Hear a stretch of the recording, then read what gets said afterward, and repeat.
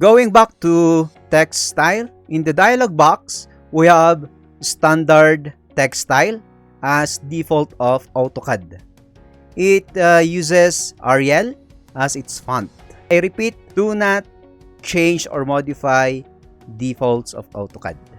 So let's create a new one by clicking the new icon here on the right part of the dialog box. So click on new and let's name it as 2.5 mm dash 100 lat, and then click OK.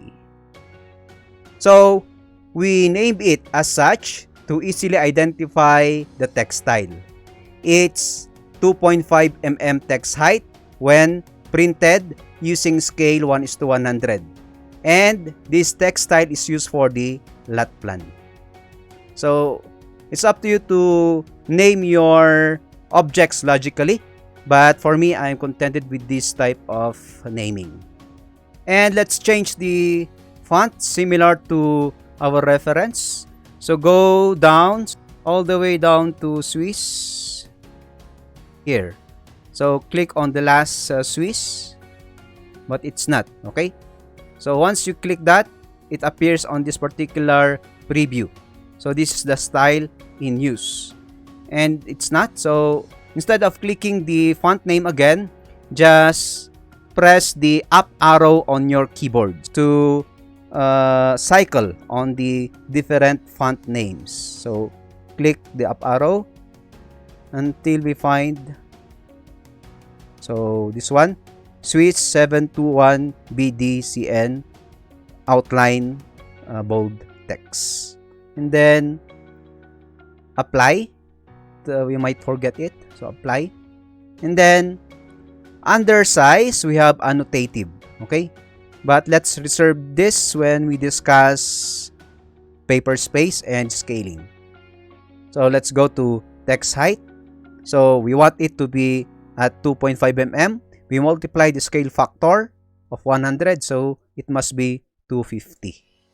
And then apply again. And then this time, set it as the current text style. Because currently, it is set to standard. Okay? Which is the AutoCAD default. Select it first and then set current. And then close. So when we closed, the default now is the 2.5 lat. And let's select all our number by window crossing and then click, and then let's select this one, okay, and find the 2.5 mm, and there we change its style. Instead of the default, which is, please don't use first annotative unless we are ready for scaling. Never use this first unless we are ready for scaling. I repeat. Okay? So, instead of standard, we could change the style to our edited text style. Then just press escape. Let's position now each number to their corresponding location. So, let's select first number 1. So, click and then type M to invoke AutoCAD to do the move command, and then hit enter.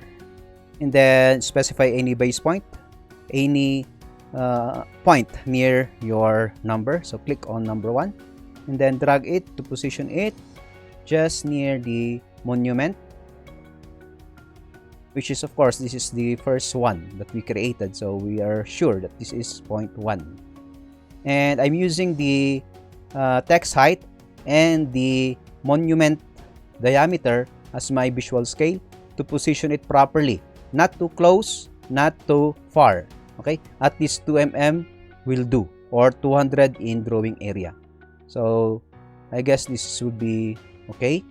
And then, do the same for the rest of the numbers. So, I'll select, move, enter, then click, and then zoom pan, okay, to locate their corresponding location. And then, pan again, and then select.